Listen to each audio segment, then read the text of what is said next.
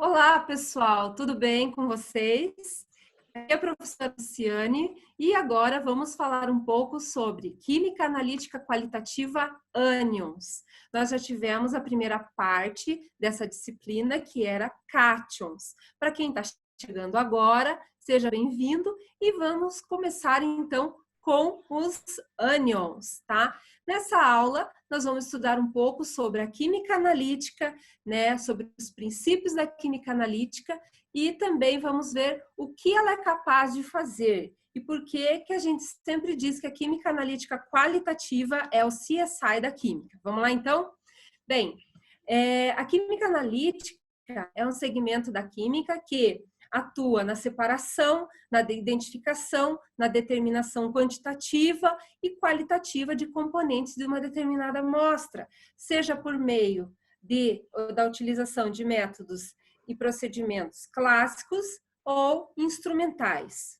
Bem, vocês devem estar se perguntando, né? Alguns alunos devem estar se perguntando, mas eu já vi esse filme antes, professora. Sim, se você já viu esse filme antes, vale a pena ver de novo, né?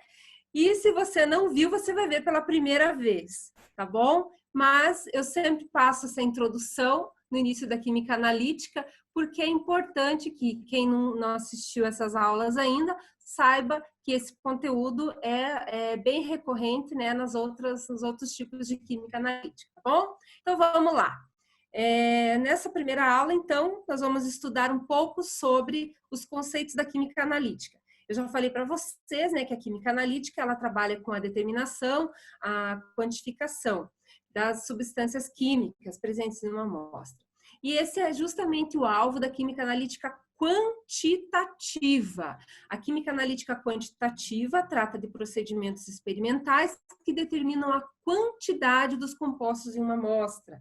Muitas vezes são utilizados gráficos, cálculos, tabelas, para determinar a quantidade das amostras.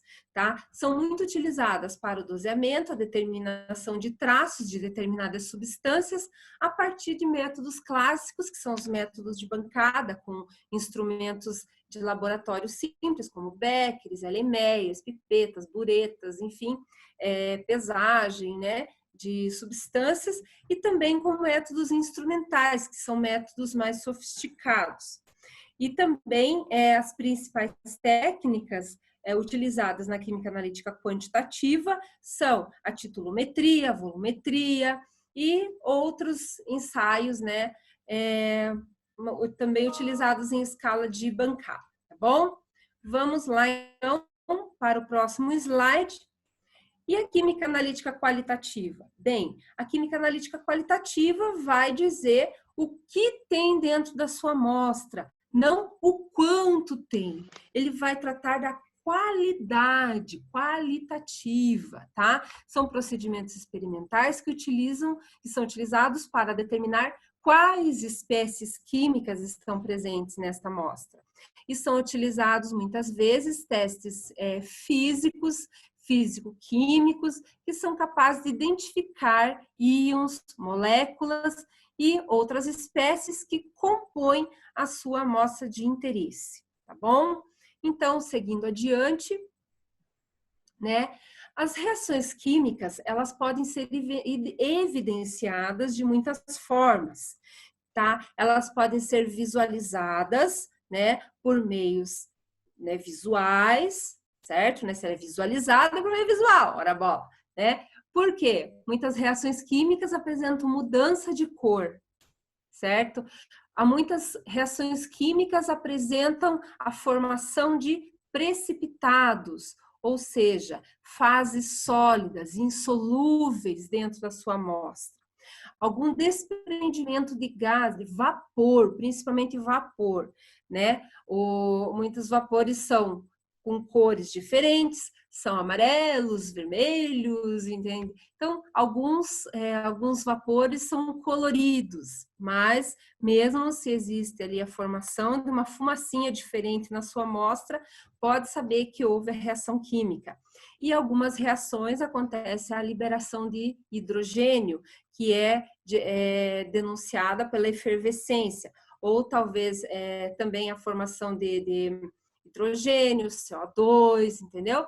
Então, isso muitas vezes ocorre com reações efervescentes, tá?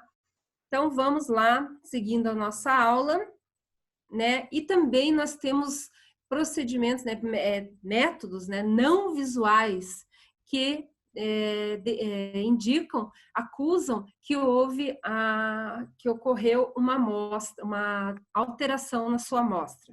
Os métodos não visuais normalmente envolvem o aumento ou diminuição da temperatura, alguns odores característicos, muitas reações produzem um cheiro forte, um forte odor característico, como é o caso de reações envolvem o gás amônia, que envolve o gás sulfídrico.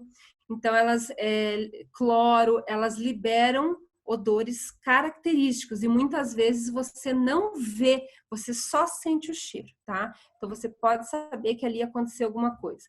E algumas reações químicas também ocorre a mudança de pH, ou a mistura, a solução ali fica muito ácida ou muito alcalina.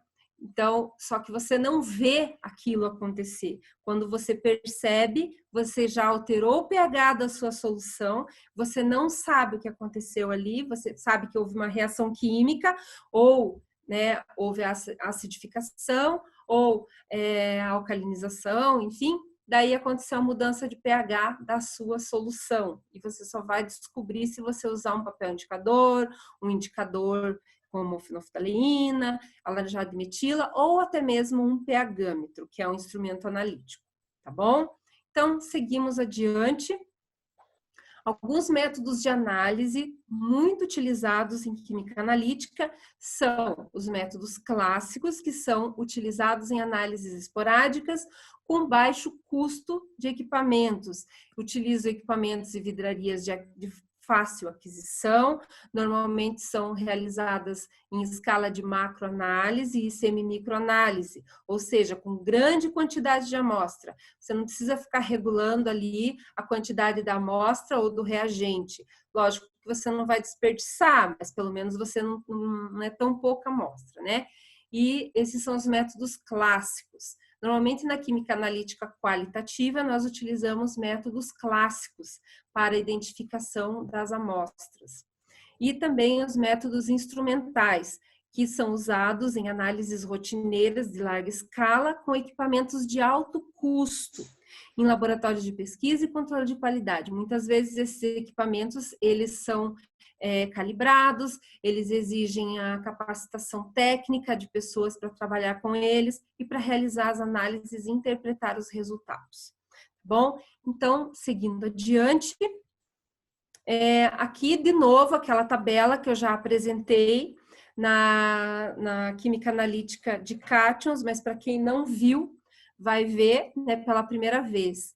Então, os métodos analíticos, né, eles estão divididos em eletroanalíticos, espectrométricos e cromatográficos, tá? Os métodos eletroanalíticos são aqueles que trabalham com potenciometria e condutimetria. São métodos que envolvem a diferença de potencial entre espécies químicas devido à formação de íons. Então, quando existe a movimentação, a migração de íons dentro da amostra, então é indicado você utilizar o método eletroanalítico, como é o caso da medição do pH em água. Você utiliza em água ou em alguma outra substância qualquer, tá? pH, o uso do pH-metro simples é um método eletroanalítico, porque você vai usar um eletrodo e você vai saber qual é a concentração hidrogeniônica naquela tua amostra por meio de uma diferença de potencial no meio, tá? Também temos os métodos espectrométricos, que estão divididos entre espectroscopia molecular e atômica. Em nível molecular, nós temos o infravermelho, tá? E o UV visível e a ressonância magnética nuclear. E em nível atômico, nós temos a absorção atômica e a emissão atômica. E os métodos cromatográficos, que nós temos a cromatografia gasosa e a cromatografia líquida. ok? Então, vamos continuando. Os métodos potenciométricos, eles exigem o uso de eletrodos, tá? Seja eletrodo de trabalho ou eletrodo de referência. Os eletrodos indicadores, como é o caso dos eletrodos de trabalho, né? Eles envolvem, né? Englobam os eletrodos metálicos, os eletrodos de oxirredução, né? De redox, e os eletrodos de membrana, que é aquele que a gente conhece para a medida de pH, certo? E ele é baseado, o método é baseado na diferença de potencial das substâncias.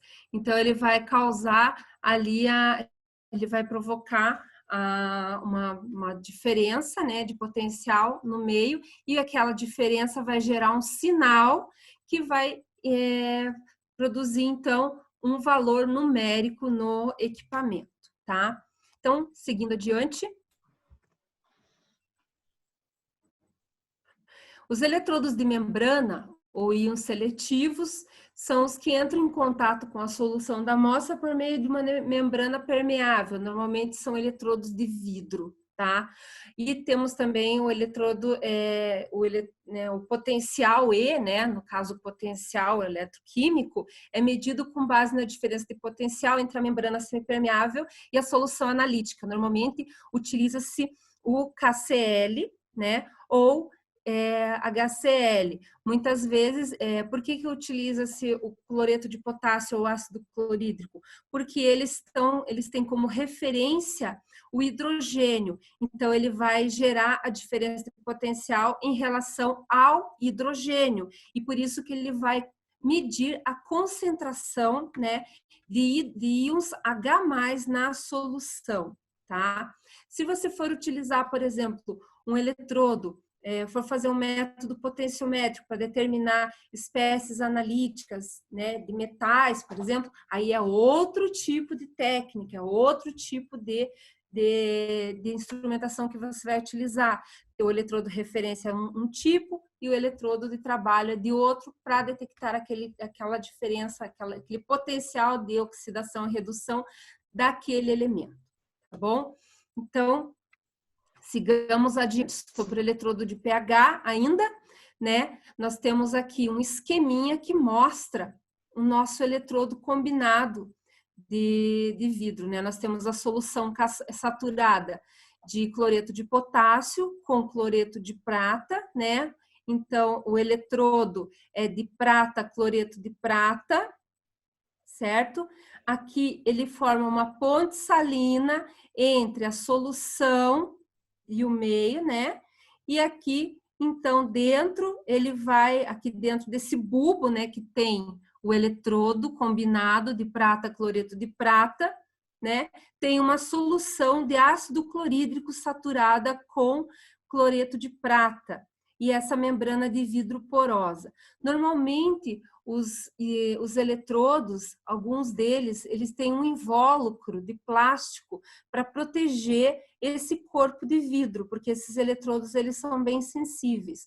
Os eletrodos antigos, eles eram completamente de vidro, mas os atuais, eles têm esse invólucro, né, de plástico e só deixa a ponta, né, essa pontinha aqui do bulbo aparecendo ali, mas mesmo assim você tem que tomar muito cuidado, e quando você utiliza um eletrodo desse tipo, você tem que sempre lavar ele e mantê-lo em uma solução de cloreto de prata, ou pelo menos, né, mantendo uma solução ali que tenha pelo menos água deionizada para não ressecar essa membrana de vidro. Tá? E cada vez que você vai usar um eletrodo de pH, quem trabalha em laboratório sabe, você tem que fazer uma calibração rápida com um tampão pH 4 e um tampão pH 7, para você conseguir, para você poder iniciar o seu dia de trabalho, né? E fazer as suas medições, porque ele, em contato com a água ou com o ar, ele perde essa calibração muito facilmente. Então, o eletrodo de vidro, conforme eu falei, né, ele é composto por um vidro, né, por um corpo de vidro, contendo na extremidade inferior uma membrana de vidro, né, bem delicada, denominada bulbo. e é sensível à atividade ou concentração de íons H+. Tá bom, pessoal? Então, vamos adiante. Aqui nós temos o esquema de um pH-metro, onde nós temos um eletrodo de referência e o eletrodo de vidro, tá? Então, nós temos essa solução, né, aqui dentro do bulbo, solução de ácido clorídrico 0,1 molar, saturado com cloreto de prata, e o fio de prata. E aqui nós temos o eletrodo externo de referência. Esse eletrodo externo de referência, ele pode ser de qualquer outro material, certo? Pode ser calomelano, que é cloreto de mercúrio, cloreto de mercúrio, e também nós temos uma solução de pH desconhecido e o agitador. Então, a análise potenciométrica, que é baseada na diferença de pH para o equilíbrio daquela solução, né? A titulação potenciométrica, ela é realizada com esse aparato. Então, você vai verificar a neutralização da solução, não com o uso do indicador, e sim com o uso do pH-metro. Esse tipo de análise é muito comum onde existe interferência, por exemplo, da solução, né, da cor da solução no indicador. Por exemplo, você tem uma solução colorida e você não vai conseguir enxergar a mudança de cor durante a titulação. Então, você usa a titulação potenciométrica, tá bom? Ou então, isso em outras análises que são muito específicas, né, para a potenciometria, tá? Então, vamos seguir adiante.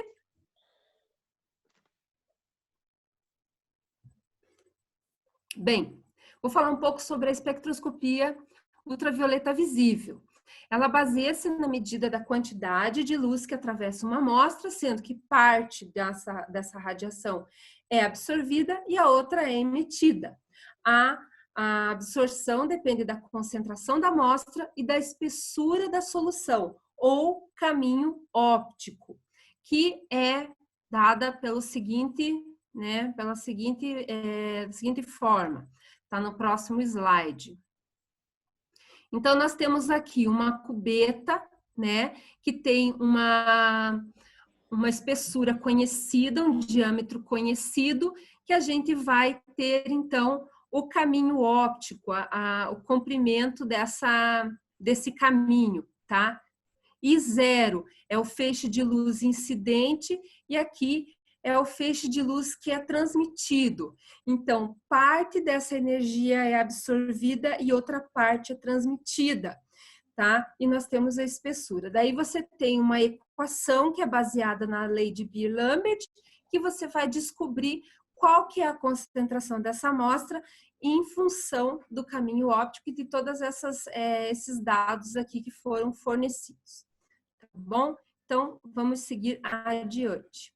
Por meio desse esquema, é possível indicar o comprimento da luz presente na amostra e a intensidade do feixe que atravessou a amostra com base na lei de Lambert-Beer. A absorbância é diretamente proporcional à concentração da amostra.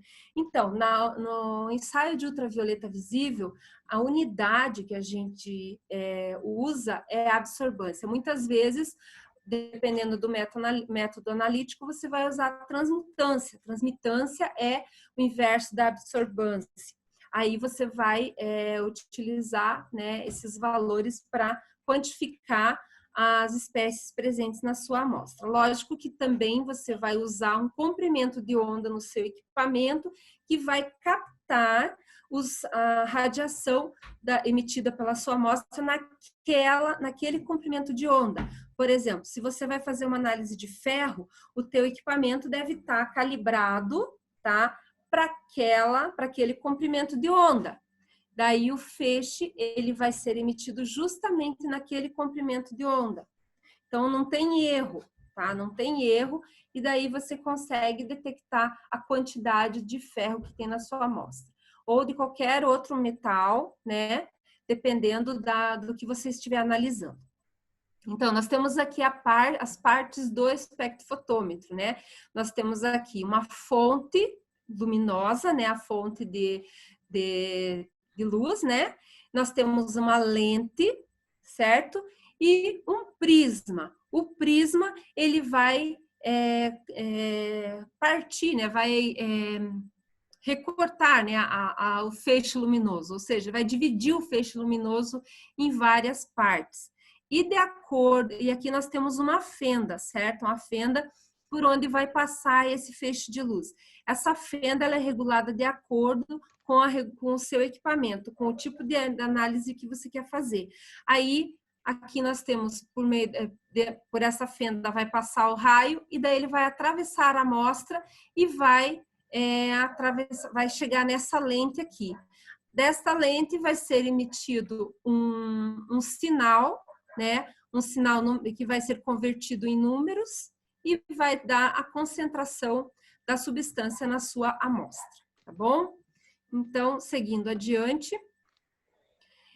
Bem, vamos falar então sobre cátions e ânions. Nós falamos um pouco dos métodos analíticos, depois a gente vai falar detalhadamente sobre cada um deles, nas sequências, né, do curso, das disciplinas, enfim, foi só para vocês terem uma noção mesmo.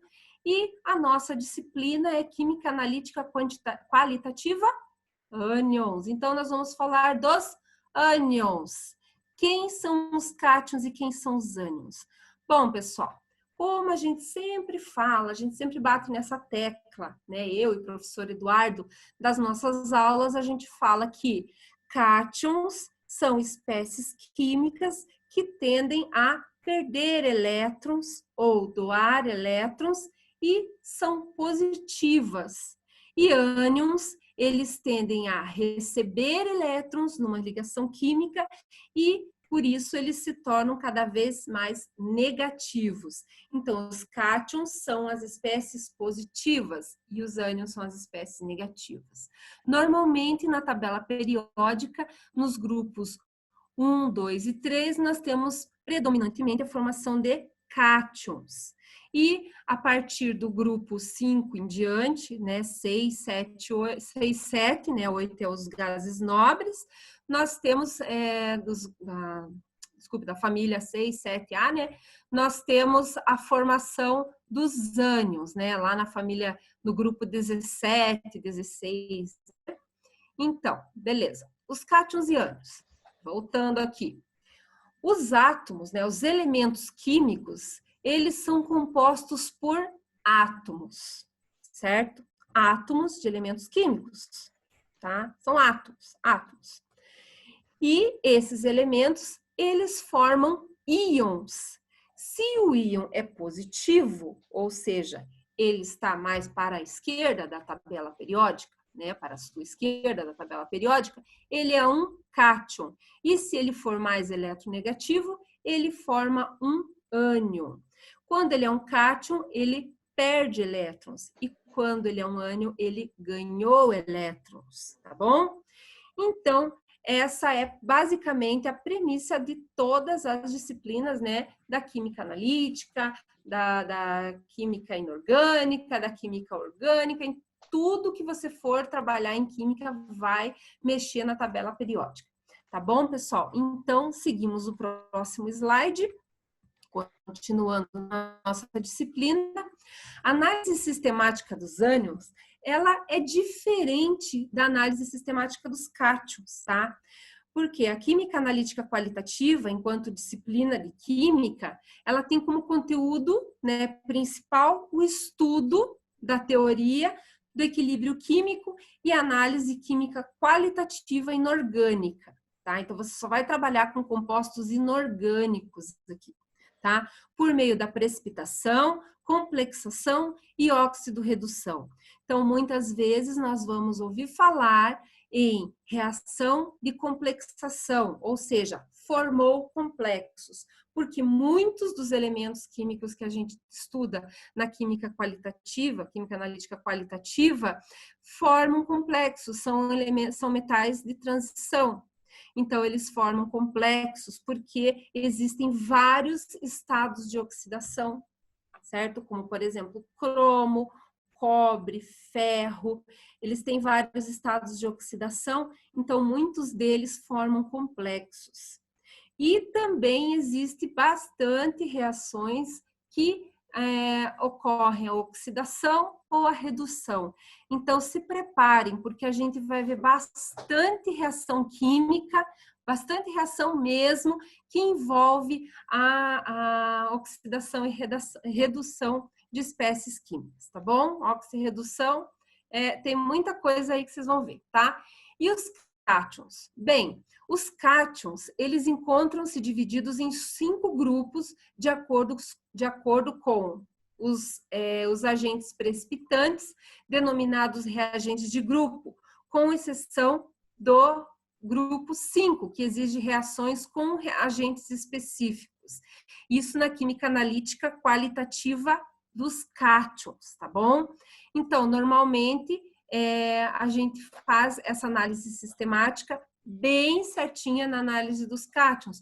Dos ânions, já é meio complicado você determinar tão certo, né? Tipo assim, não tem muitos elementos, tem muitos ânions que participam de um grupo e do outro também. Mas, basicamente, ele funciona semelhante à análise dos cátions, só que a sistemática é um pouquinho diferente, tá bom? Então, vamos lá. Os ânions, né? Para os ânions, essa operação de análise sistemática, ela existe, né? Ela não é tão possível assim, porque ainda existe uma certa dificuldade na determinação de algumas misturas aniônicas, porque muitas reações, elas envolvem liberação de gases muito tóxicos, são reações de grande periculosidade e de grande instabilidade. Então, muitas vezes fica meio inviável trabalhar com os alunos, né, reações para determinação de ânions, né. Algumas pesquisas que são utilizadas, né, elas baseiam-se na formação de produtos voláteis a partir do tratamento com ácido clorídrico, ácido sulfúrico e com reações de precipitação com sais de prata, nitrato de prata. Então, principalmente as reações que envolvem o ácido clorídrico e o ácido sulfúrico, elas são um pouco instáveis, né? Muitas delas liberam ácido sulfídrico, que é muito tóxico, tá bom? Então, sigamos adiante. A solubilidade, ela é tida ainda na análise de ânions como a regra principal, tá? Lembram-se que na análise dos cátions existia aquela separação dos grupos analíticos em função da solubilidade e da reatividade com o reagente de grupo, tá? E na análise de ânions ainda é possível separá-los em grupos principais dependendo da solubilidade dos sais de prata, tá? De cátion, por exemplo, de cálcio ou bário ou zinco. Sendo assim, a solubilidade ainda será a propriedade mais utilizada para a identificação dos ânions. Então, muitos deles tratam, né, da solubilidade e reatividade com sais de prata, tá bom? Principalmente nas primeiras análises que nós vamos ver, que é de cloretos, brometos e iodetos, tá? Então, seguindo. Aqui eu vou mostrar para vocês alguma tabela, né, com alguns ânions conhecidos.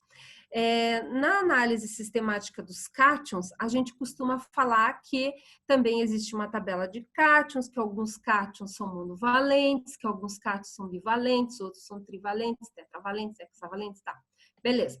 Nos ânions é a mesma coisa, certo?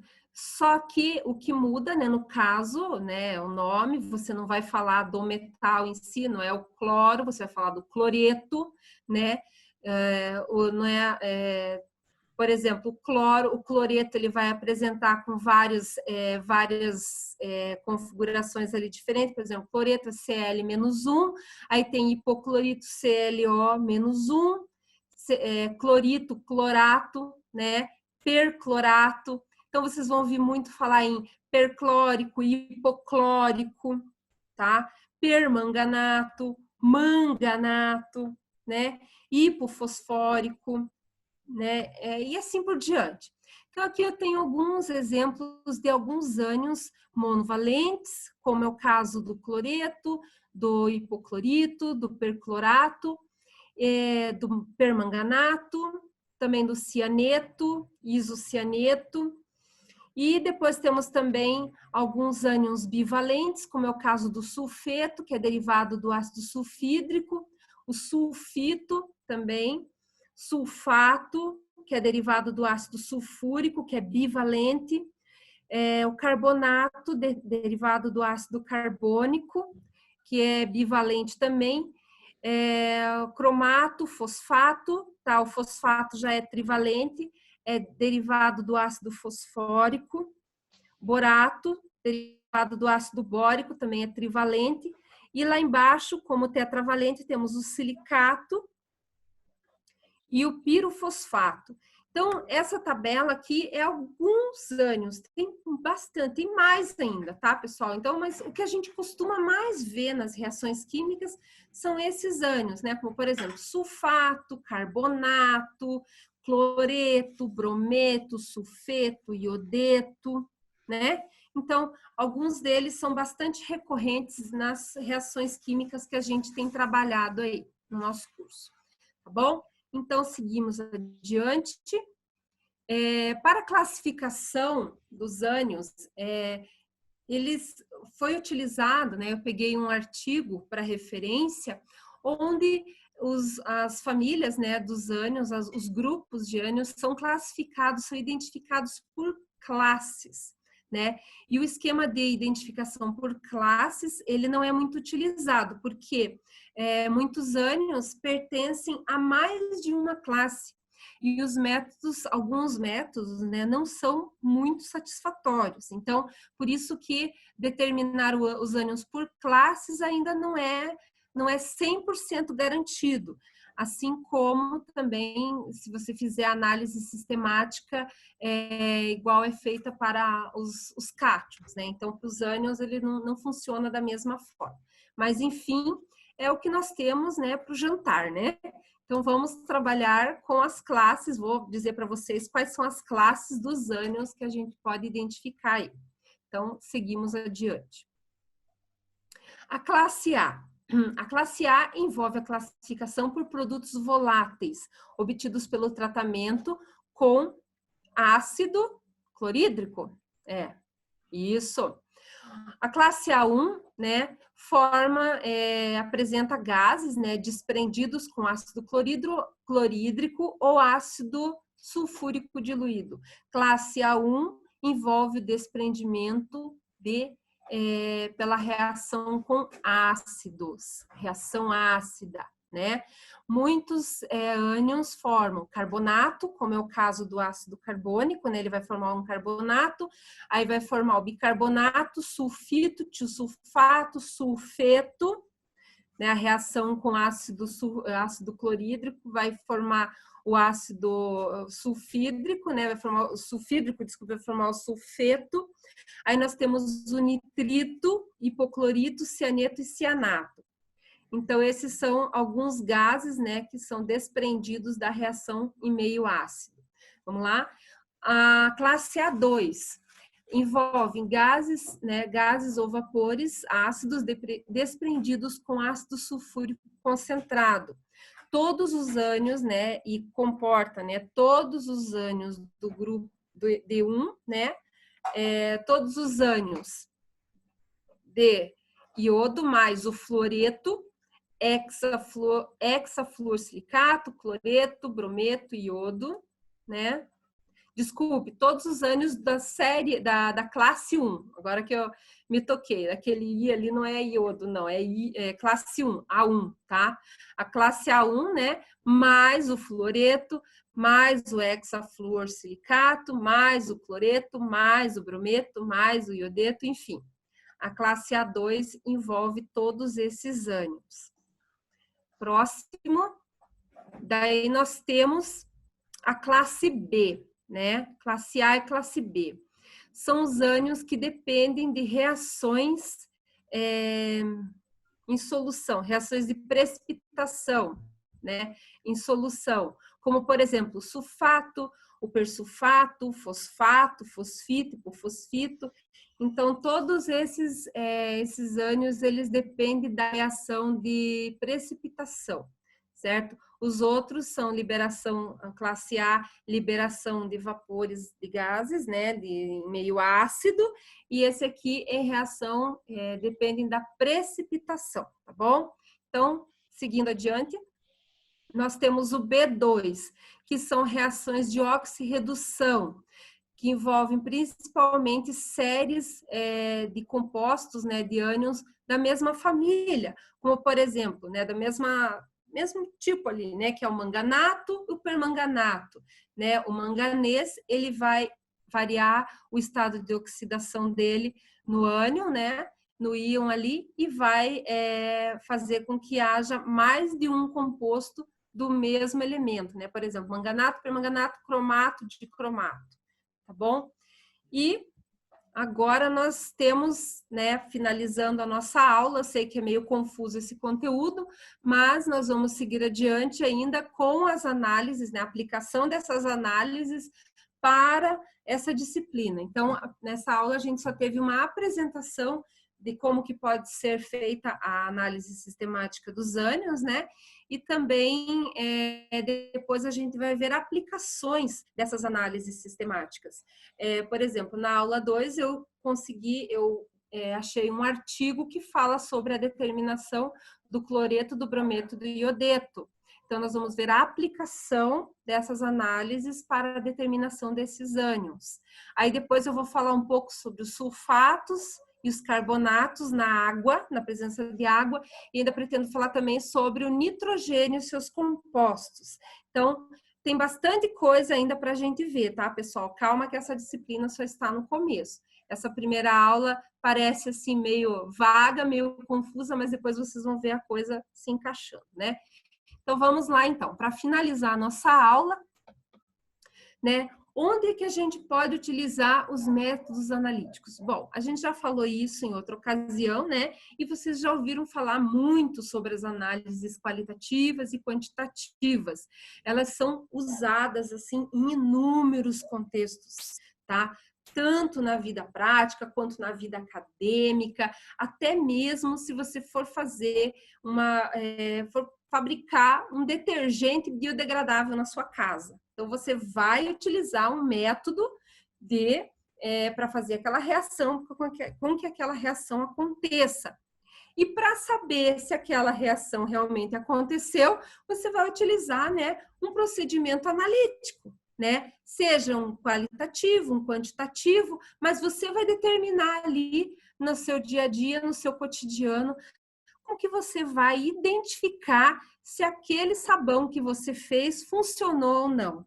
Seja porque ele fez espuma, ou porque ele não fez espuma, ou porque ele deu brilho nas suas panelas, ou não teve o mesmo resultado que você esperava, ou então porque o seu alvejante branqueou direitinho a sua roupa, né? Ou não.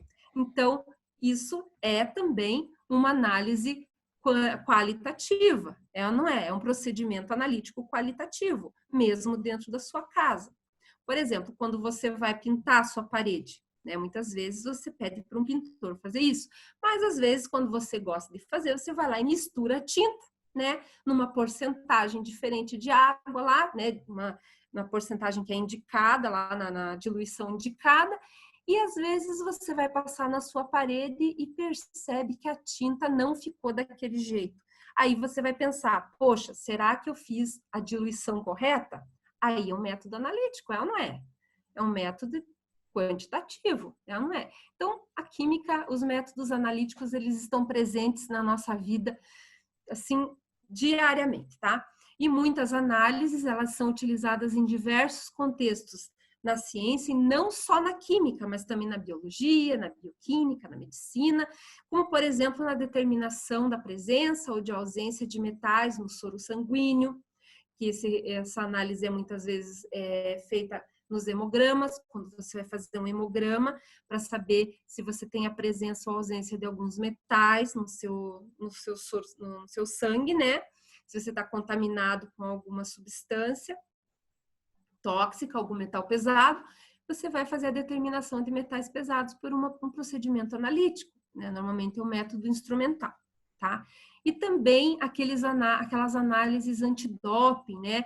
aqueles exames antidoping que são feitos nas Olimpíadas, na Copa do Mundo, enfim, para saber se o atleta realmente tem aquela performance ou se ele está utilizando algum tipo de anabolizante ou substância, né, química. Também é feito um procedimento analítico para determinar a presença ou não dessas substâncias na corrente sanguínea dos atletas, né? Então, pessoal, por isso que a gente fala que a química analítica qualitativa, né, é o CSI da química, porque muitas coisas a gente pode detectar tem vários meios assim para você descobrir. Se você tiver uma lâmpada de ultravioleta na sua casa, né, uma luz negra, nossa, você pode fazer bastante coisa, você pode brincar bastante, né, descobrir algumas cores diferentes nas substâncias, plantas, sabe? Isso aí é um convite que eu faço a vocês para vocês aproveitarem, né, o tempo que vocês têm em casa para pesquisarem um pouco qual que é a aplicabilidade da química analítica no seu dia a dia. Às vezes, nas coisas mais simples que a gente faz, tem uma ciência, tem uma essência. Então, é isso aí, pessoal. Por enquanto é só. A nossa aula 1 vai ficando por aqui e continuem conosco aí nas próximas aulas, tá? Bons estudos e até mais.